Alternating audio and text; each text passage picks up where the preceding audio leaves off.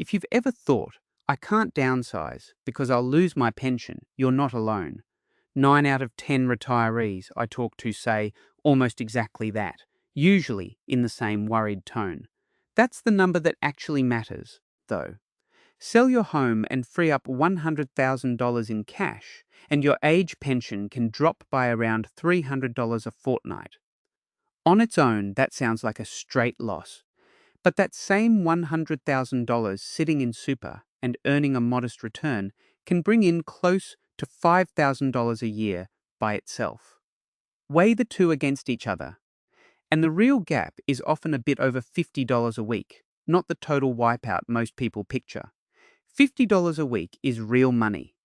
It's also nowhere near losing everything, which is the story a lot of retirees have been quietly telling themselves for years. In this video, I'll walk you through the net benefit calculation so you can work out in your own numbers whether downsizing leaves you ahead or behind. I'll also show you the $300,000 downsizer rule most people never use properly, and the one timing mistake that can cost you the whole opportunity. None of this means downsizing is automatically the right move for you.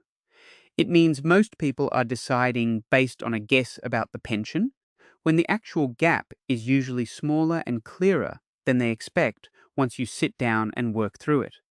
If you own your home, you're somewhere between 55 and 70, and pension fear has kept you sitting on a decision for longer than you'd like to admit. Stay with me. Subscribe now, because that fear is usually costing people more than the actual math ever does. This is where the confusion usually starts. Your home is not counted in the age pension assets test, no matter what it's worth. The moment you sell it, though, whatever cash lands in your bank account becomes an assessable asset, and if you put it into super, it stays assessable there too. That's the whole mechanism in one line. Home equity is invisible to Centrelink. Cash is not. Once that money lands in the bank, it also gets caught by the deeming rules used for the income test, meaning Centrelink assumes it's earning a certain return, whether it actually is or not. That catches a few retirees out on top of the assets test hit, and it's part of why the whole thing feels more punishing than it actually is once you separate the two. For a homeowner couple, the assets test cuts your pension by $3 a fortnight for every $1,000 of assessable assets above the lower threshold. Sell your home for $800,000, put $300,000 of that into super through the downsizer contribution, and your assessable assets go up by $300,000. Run the numbers, and your pension drops by $900 a fortnight, which is $23,400 a year. That number on its own sounds brutal. The part most people miss is what that same $300,000 can do once it's working for you instead of sitting in bricks and mortar. Earning a reasonable return inside super, largely tax-free in retirement phase, it can generate close to $15,000 a year. Set the pension loss against the investment gain, and the real cost is closer to $8,400 a year, or about $161 a week. That's the trade-off nobody spells out for you. You're not choosing between keeping your pension and losing it. You're choosing between one guaranteed income stream and a mix of a smaller pension plus a pool of money you actually control. Miss that distinction, and you'll keep making this decision based on fear instead of arithmetic. If you've been telling yourself you can't afford to downsize, you're not wrong to feel cautious. You've just been working with half the picture. Nobody sits most people down and walks them through what the cash is actually worth once it's free. So the default becomes staying put, paying stamp duty later instead of now, and leaving a few $100,000 locked inside a house that isn't paying anything back. There's another piece of this most retirees never hear about. The downsizer contribution doesn't count toward your normal super contribution caps at all. It's a separate allowance on top of whatever else you're putting in. That changes how you should think about the whole strategy, and it's worth walking through properly. Play this forward far enough, and you'll notice the same pattern every time someone treats the pension as the only figure worth watching. It's one part of a bigger equation, not the whole equation. Once you understand the mechanism, the framework itself is simple. 3 steps in order. Step 1 is estimating your pension loss. Use the $3 per $1,000 rule. If a couple moves $300,000 from home equity into assessable assets, the pension drops by $900 a fortnight. If you were already close to the cutoff before selling, the actual drop might be smaller because some of that pension was tapering away already. Step 2 is calculating what the cash is worth to you. Put it into super through the downsizer contribution, earn a reasonable return of around 5% a year, and that works out to roughly $15,000 a year on $300,000. Step 3 is comparing the two sides. $23,400 in yearly pension loss against $15,000 in investment income leaves a net loss of about $8,400 a year or $161 a week. Then add in the parts a spreadsheet won't show you. Lower maintenance bills and less physical strain from looking after a bigger block. And for plenty of people, the real cost ends up close to zero. I used to think the same thing you're probably thinking right now, that downsizing was basically a pension killer. Years ago, I advised a couple in their late 60s to stay in their home, mostly because I didn't want them to lose part of their pension. About a year later, their roof needed replacing. That was $30,000 they didn't have sitting around, so they borrowed it from their kids. That's when it hit me. The pension isn't the only number that matters, and sometimes it isn't even the most important one. Take Mary, 67. She sells her home for $800,000, buys an apartment for $500,000, and puts $300,000 into super under the downsizer rule. Her pension drops by $900 a fortnight.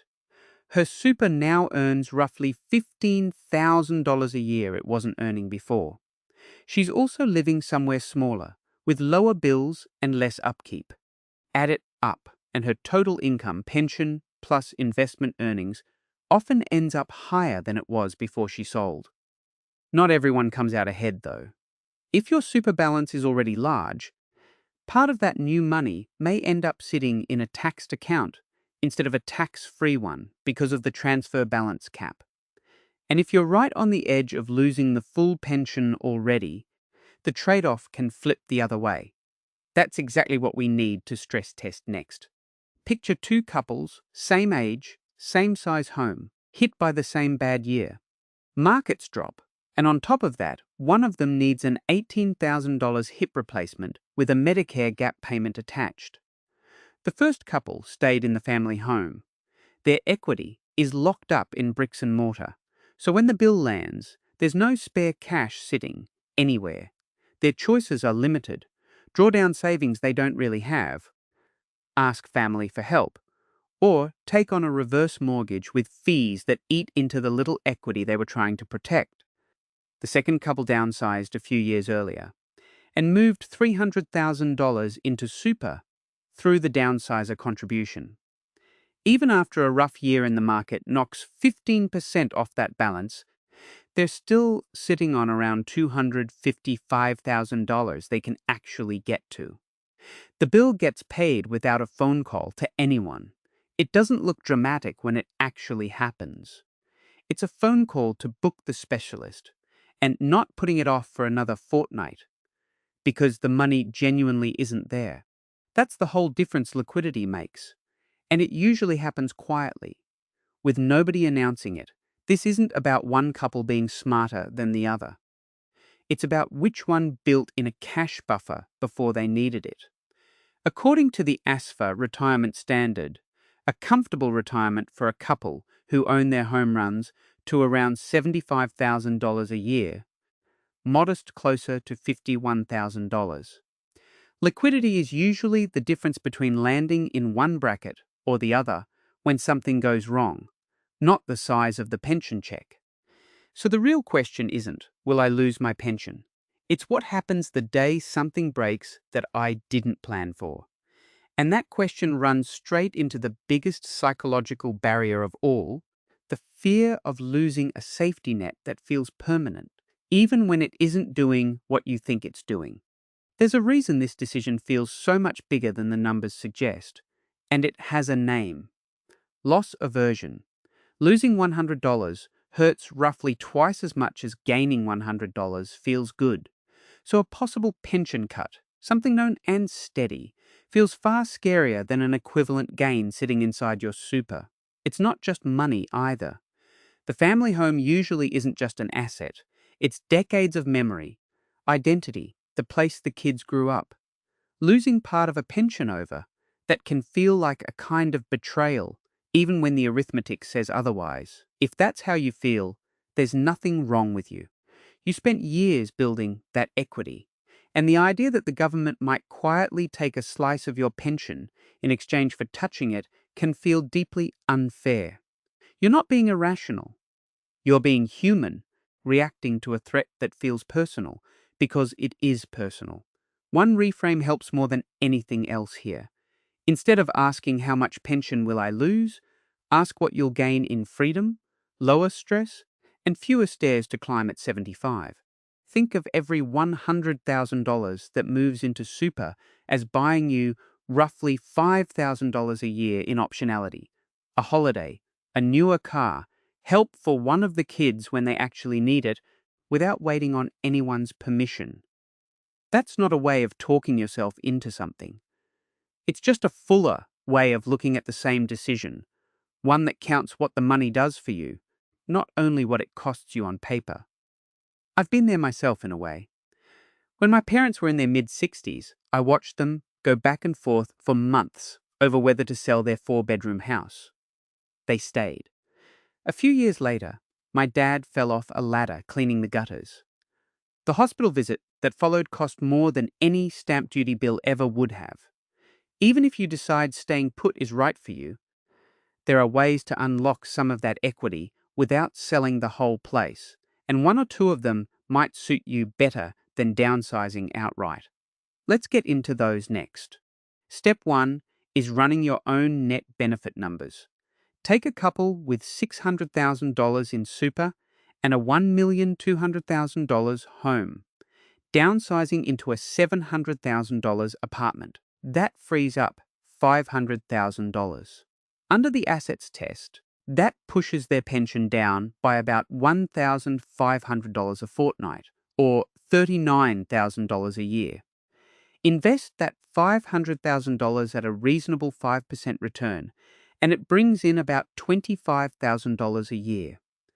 Net loss, roughly $14,000 a year, close to $269 a week.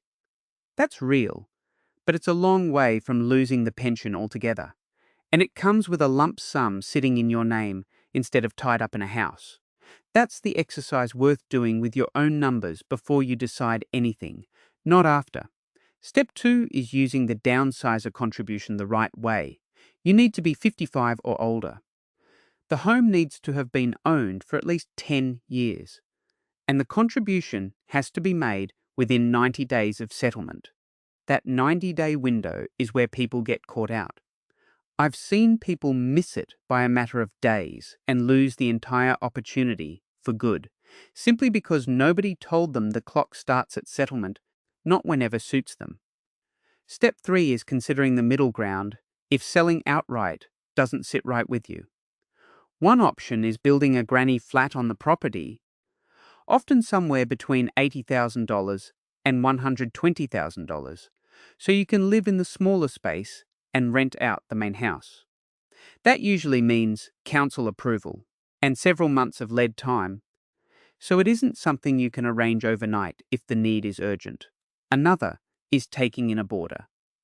Depending on how that arrangement is set up, some or all of that income may be treated differently to a formal rental, so it's worth checking with Centrelink directly rather than assuming. A reverse mortgage sits at the far end, and it's worth treating as a last resort since the fees and compounding interest can eat into the equity you were trying to protect in the first place. Step 4. Before you commit to a location, test it properly. Book a short furnished stay in the area for a month, somewhere in the range of $4,000 to $6,000. Use that month to find the GP, the supermarket, and how far the hospital actually is. That cost is small next to the price of an $800,000 mistake. I don't know every detail of your situation, your tax position, your health, your family circumstances.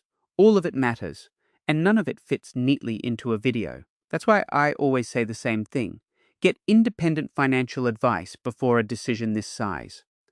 If you've made it this far, you're serious about getting this right. Subscribe now. I put out a new video every week breaking down exactly this kind of rule, the ones that quietly cost people money simply because nobody explained them properly. To put it simply, downsizing isn't a pension killer. It's a trade-off, and once you can see both sides of it clearly, it stops being frightening. For every $100,000 you free up, expect your pension to drop by somewhere around $300 a fortnight. Set against that, a modest return inside super, and the real gap often lands closer to $50 a week than the total loss people brace themselves for. Add in lower running costs and one less thing to maintain, and for plenty of retirees, the true cost is close to nothing at all. My job isn't to tell you what to do with your house. It's make sure you're deciding from the full picture instead of fear, old advice, or a number someone mentioned at a barbecue years ago. You worked a long time for that equity. It shouldn't stay locked up because of a half-true rumor about what happens to your pension. There's no prize for staying in a bigger house out of guilt, and no shame in staying if it's genuinely right for you. The only real mistake is deciding on a number you never actually checked. If this was useful, hit subscribe and turn on notifications.